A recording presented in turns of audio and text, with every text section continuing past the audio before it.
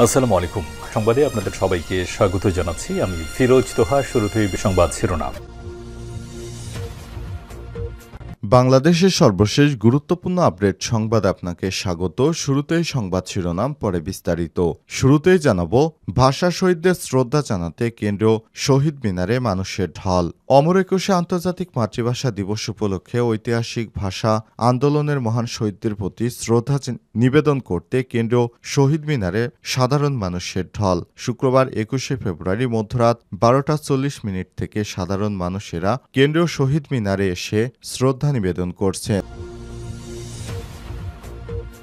এরপর জানাবো, রাজধানীর টঙ্গীতে ছাত্র শিবির নেতাকে কোপালো ছাত্রদলের নেতাকর্মীরা। রাজধানীর গাজীপুরে তামিরুল মিল্লাত কামিল মাদ্রাসা ছাত্র শিবিরের নেতা আলিম দ্বিতীয় বর্ষের বিজ্ঞান শিক্ষার্থী ফজলে রাব্বিকে কুপিয়ে জখম করেছে বিএনপির নেতাকর্মীরা।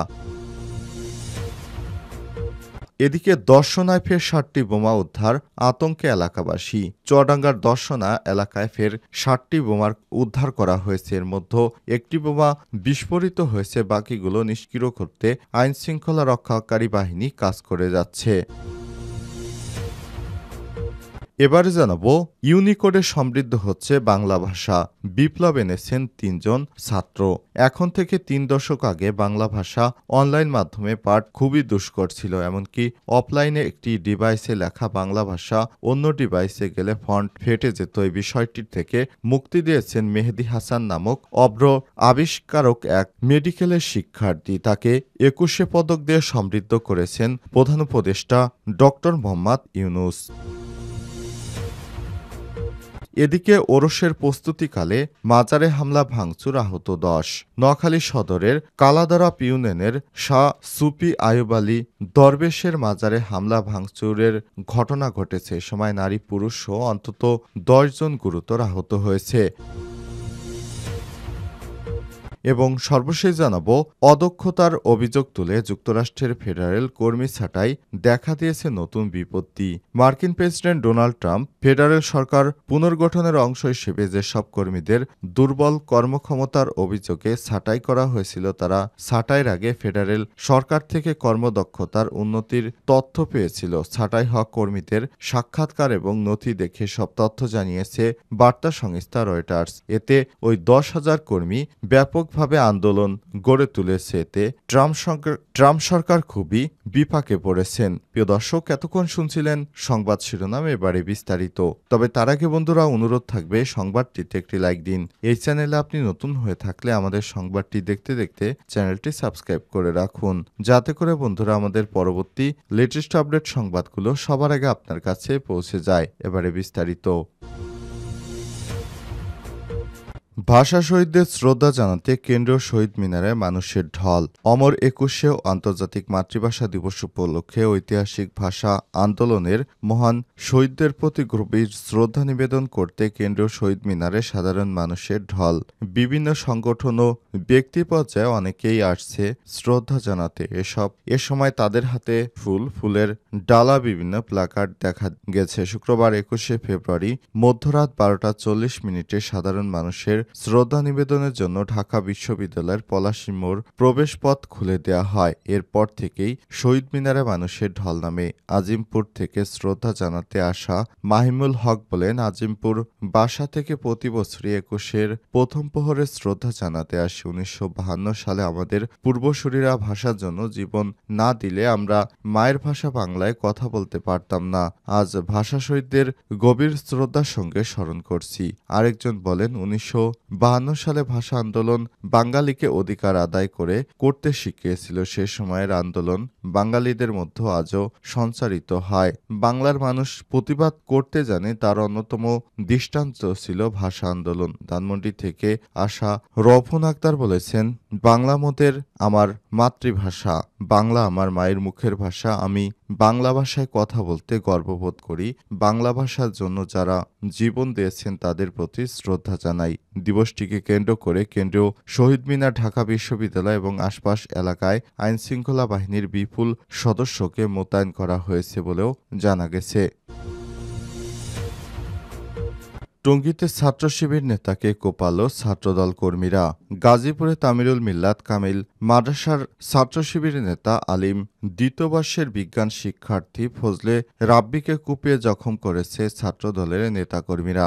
বৃহস্পতিবার সন্ধ্যা 6:30টার দিকে ছাত্রদল কর্মী ভূঁইয়া মামুনের নেতৃত্বে রাব্বিকে গাজীপুর বাসপট্টিতে ডেকে নিয়ে মারধর করা হয়। আহত রাব্বি তামিরুল মিল্লাত ছাত্র শিবিরের সংগঠক ওয়ার্ড টঙ্গী পশ্চিমের সভাপতি। এ খবরে মিল্লাত ক্যাম্পাস ছড়িয়ে পড়লে রাত 9টার দিকে বিক্ষুব্ধ শিক্ষার্থীরা ঢাকা ময়মনসিংহ মহাসড়ক বিক্ষোভ শুরু করেন। শিক্ষার্থীরা জানান, বৃহস্পতিবার সন্ধ্যায় ছাত্রদল কর্মী ভূঁইয়া মামুন ফজলে রাব্বিকে মিল্লাত ক্যাম্পাস থেকে গাজীপুরা বাসপট্টি এলাকায় ডেকে নিয়ে যায়। সেখানে তাকে ধারালো অস্ত্রশস্ত্র ও লাঠিসোঁটা দিয়ে মাথা ও শরীরের বিভিন্ন স্থানে এলোপাতাড়ি পিটিয়ে কুপিয়ে গুরুতর জখম করেছে। পরে আশপাশের লোকজন রাব্বিকে উদ্ধার করে টঙ্গী জেনারেল হাসপাতালে নিয়ে যায়। এ ব্যাপারে টঙ্গী পশ্চিম থানার ওসি ইস্কান্দার হাবিবুর রহমান বলেন, তুচ্ছ ঘটনাকে কেন্দ্র করে তামিরুল মিল্লাত মাদ্রাসার একজন ছাত্রকে মারধর করেছে যুবদলের নেতাকর্মীরা। এই ঘটনায় দ্রুত আইনগত ব্যবস্থা গ্রহণ করার বিষয়েও জানিয়েছেন তিনি।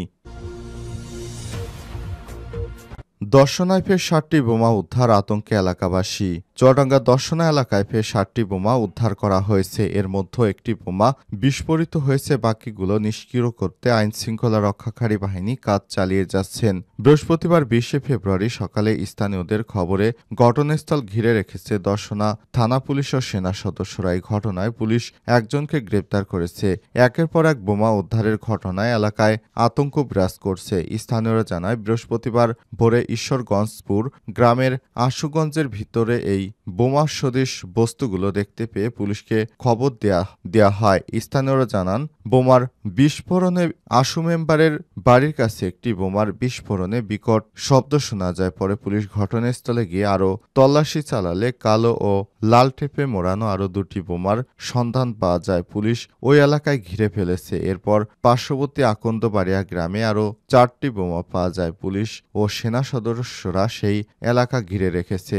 দর্শনা থানার ভারপ্রাপ্ত ওসি তিতুমির জানিয়েছেন, পৃথক 2টি স্থান থেকে মোট 6টি অক্ষত বোমা ও একটি বিস্ফোরিত বোমার সন্ধান পাওয়া গেছে। উদ্ধার কাজে ব্যবহৃত অব্যাহত রয়েছে। এই ঘটনায় আলিহিম নামে এক বোমা কারিগরকে আটক করা হয়েছে। তিনি দর্শনার দক্ষিণ চাঁদপুর গ্রামের আজিজুল হক মোল্লার ছেলে। এর আগে 13, 15, 16 ফেব্রুয়ারি 3 দিনে দর্শনার কেরো অ্যান্ড কোম্পানি বাংলাদেশ লিমিটেড প্রাঙ্গণ থেকে মোট 6টি শক্তিশালী বোমা উদ্ধার করা হয়েছিল। পরে র্যাব ও সেনাবাহিনীর একটি দল সেগুলো নিষ্ক্রিয় করতে সক্ষম হয়েছে। এই বোমাকাণ্ডের ঘটনায় এলাকায় আতঙ্ক বিরাজ করছে। ইউনিকোডে সমৃদ্ধ হচ্ছে বাংলা ভাষা, বিপ্লব এনেছে অভ্র। এখন থেকে 3 দশক আগে বাংলা ভাষা অনলাইন মাধ্যমে পাঠ করা খুবই দুষ্কর ছিল। এমনকি অফলাইনে একটি ডিভাইসে লেখা বাংলা ভাষা অন্য ডিভাইসে গেলে ফন্ট ফেটে যেত। নানা জটিল প্রক্রিয়ার বিকল্প পদ্ধতিতে বাংলাদেশকে ইন্টারনেটে পাঠ উপযোগী করতে হতো। 90 দশকের দিকে বাংলা ভাষা ইউনিকোড মান ব্যবহারের পর সহজবোধ্য হয়ে ওঠে। পরে ইন্টারনেটে বাংলা হরফে লেখার ক্ষেত্রে বিপ্লব ঘটিয়েছে অভ্র সফটওয়্যার। 3 তরুণের হাত ধরে এই উদ্যোগ বাংলাদেশের ভাষাকে অনলাইন জগতে যুক্ত করেছে। অবশ্য অভ্র ছাড়াও অন্যান্য সফটওয়্যারগুলো বাংলা ইউনিকোড প্রচলিত রয়েছে। তবে ভাষা হোক উন্মুক্ত স্লোগানে বিনামূল্যে সফটওয়্যারটি সবার জন্য উন্মুক্ত করে ব্যাপক জনপ্রিয়তা অর্জন করেছে অভ্র। অভ্রর কিবোর্ড তৈরির কারিগর মেহেদী হাসান খান এবং তার 3 বন্ধু। অন্যরা হলেন রিফাত নবী, তানবিন ইসলাম সিয়াম ও শাবাব মুস্তফা। বাংলা ইউনিকোড কিবোর্ড বিনামূল্যে সারা বিশ্বের বাংলা ভাষাভাষীদের সরবরাহের জন্য এবার স্বীকৃতি পেয়েছে মেহেদী হাসান এবং তার বন্ধুরা। অন্তর্বর্তীকালীন সরকার তাদের বিজ্ঞান ও প্রযুক্তিতে 21শে পদক দিয়েছে। গতকাল ডিজিটাল সিস্টেমে কোনো ভাষালিপির এনকোডিং আন্তর্জাতিকভাবে স্বীকৃতি হলে সেই ভাষায় ইন্টারনেটে বিশ্বব্যাপী তথ্য বিনিময় করা যায়, আর এটির মূলত ইউনিকোড প্রক্রিয়ায় সম্পন্ন করা হয়। 2010 সালে Bangladesh computer council BCCC Unicode ইনসোর্টিয়ামে যুক্ত করার পরে নানা ধাপ ও সংস্কারের মাধ্যমে সমৃদ্ধির পথে এগিয়ে যাচ্ছে বাংলা ভাষা। বর্তমানে ইউনিকোডে বাংলা ভাষা একটি সমৃদ্ধ ভাষারূপে প্রতিষ্ঠিত হচ্ছে বলে জানিয়েছেন বিশেষজ্ঞরা।